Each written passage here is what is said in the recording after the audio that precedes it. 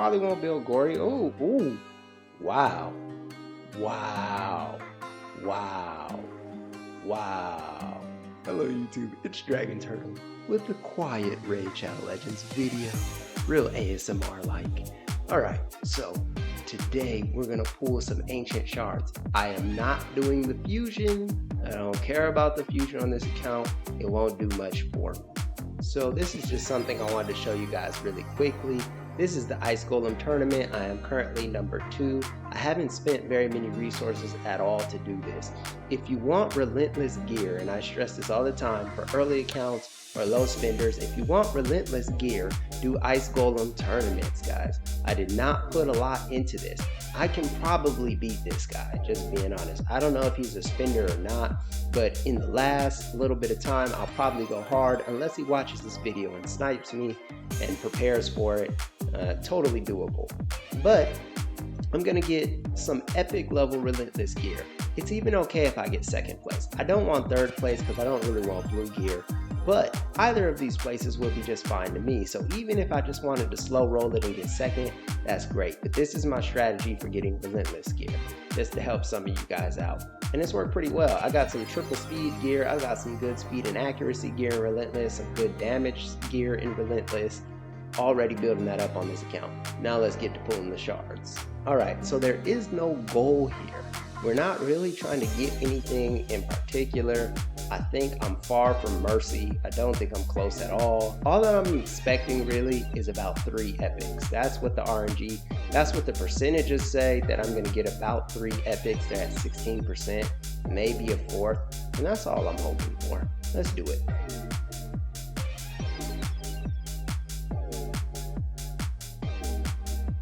There we go. That's 1 epic. I'm expecting 3, like I said. Dude in. I've never built this guy, but he looks really cool. I love his look. And Sylvan Watchers, that faction, I'm definitely gonna need help in. This is just, I might build him just for the look. He is cool looking. Defense in all battles, love to see it. Although 20% is not very big, I love to see it. Places a taunt for 1 turn, strengthen and counterattack on this champion. So it's very selfish, but a taunt is kind of like a weaker provoke in my mind. Okay, does taunt work on bosses? If this works on the faction boss, that might be useful. Attacks all enemies, places a shield buff on all allies for 2 turns, equal to 15% of this champion's max HP, and it is an HP champ, it looks like. Increases the duration of all buffs on all allies by 1 turn. So he's an extender, although this is 4 turns. Interesting. I've probably got to watch a video on him to see how this plays out. Attacks 1 enemy, 50% chance to remove 1 random debuff from all allies. So, okay, interesting, 60%. So he's gonna do this twice before he gets back around to this skill. Oh, maybe 3 times. No, twice, because the A3. Ooh, the counterattack, so he's gonna get even more. Okay, it's starting to make sense.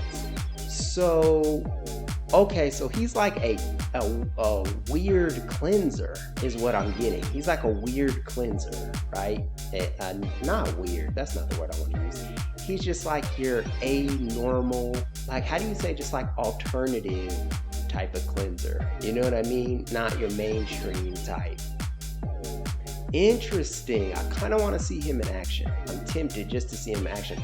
I will put him in a provoke set as well. He doesn't have a lot of AoEs, but if he can get, like, if he can counterattack and then put provoke on some people, and then so they have to attack him again, and he just, you know, keeps everybody coming at him, I think that might be a solid strategy with this guy. I like him. I have a big blessing for him on my main account. I don't know that I have him though. All right, I need to make some room.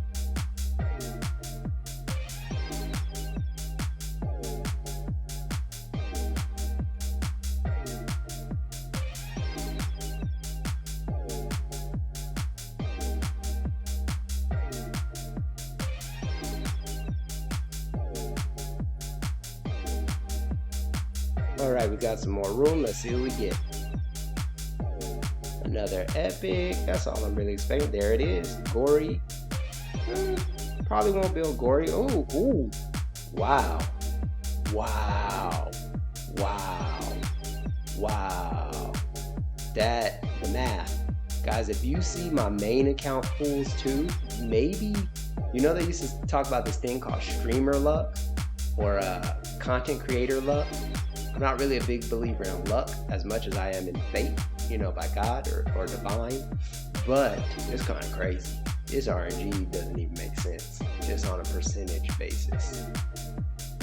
Right? Or am I tripping? Am I tripping? What are the odds? Okay, Gory, I'm not gonna look at Gory. I'm not really into Gory.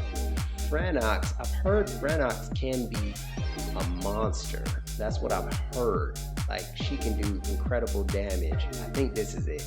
Inflicts 100% more damage against targets without any buffs. And I think she would pair good with Wukong, who steals the buffs. So he steals, then she smacks. I think that might be a good 1-2 punch. And a decreased attack. Interesting. Filja, I've heard that she smacks.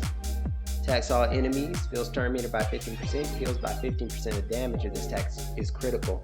I like that. And you can just make her hit really hard and then she can do a nice size heal. And fills the turn meter. I like that a lot. Attacks 1, fully depletes target's turn. That's cool.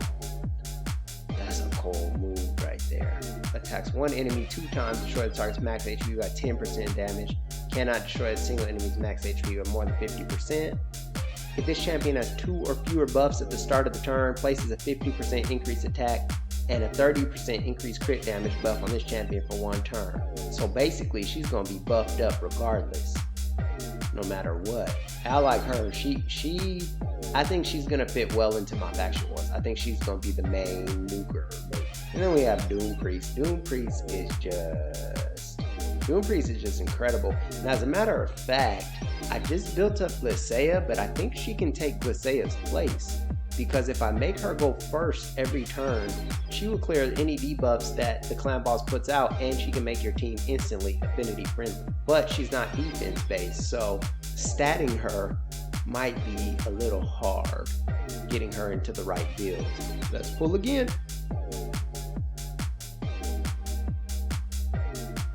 Let's see what we get. Oh, Claude. I really like Claude. A lot of people don't like Claude, but Claude actually carried my main account. This guy was one of the, I don't want to say first epics, but he was one of the first speed champions that I got outside of High Katoon.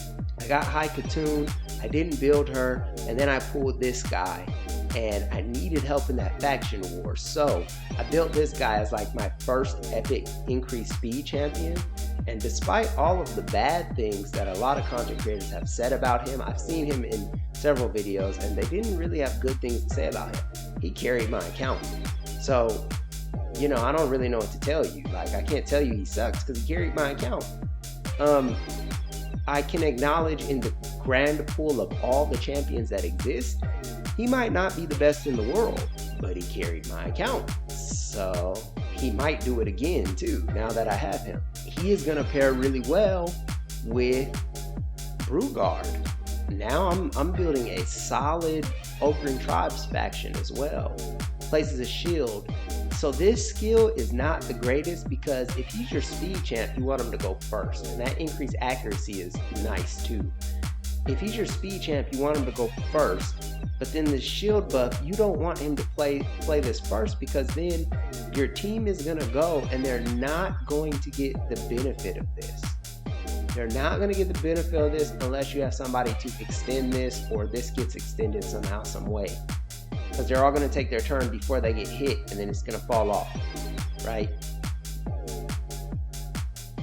This is good. So the more turns he takes, he heals the ally with the lowest HP by 10% of their max HP. I love that. And then this A1 decreased crit rate debuff for 2 turns. This is kind of useless. So how would I build him today? I'm just thinking about it. 1 is fast, obviously taking advantage of that. This I don't really see having a huge effect. I don't really see this being majorly useful.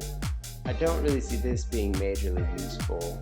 You know, I might put him in a curing set. That might be the way to get the most benefit. Fast curing set lots of HP. Make sure I get the mastery that extends the buffs. And that might be the way to get the best out of him. No accuracy. Definitely not building him for any accuracy. I wonder if he can hit. This might be nice to finish off enemies if he can hit hard. I don't know. All right, we got 2 more. Let's do it. Ooh, another epic. Aethar. Is Aethar good? I never built this guy. Apparently for clan boss he is. And not much anywhere else. Let me see. Attacks enemy, block active skills. 4 times at random. Poison. Oh, he's a poisoner. 3 turns, drops 4 poisons, steals a random buff. Oh, I see. So basically, you're just using him in clan boss for this skill alone, and he just drops a bunch of poison. That makes sense. Let's go again. And a rare. Nothing to talk about. Alright, so we pulled more than I expected to pull. We got more epics than I was counting on. Let me see this. Yeah, so 16%. We definitely pulled above that. Definitely pulled above that. Alright, well, I'm happy with the pulls we got. I think we got some solid champions added to our account. Some epics that are really going to boost the progress here. I think Doom Priest is outstanding for this account. Well, that's all I got for today. Guys, thank you for joining me. Hit the like and the subscribe down below for more content. I will see you guys next time. Dragon Turtle out.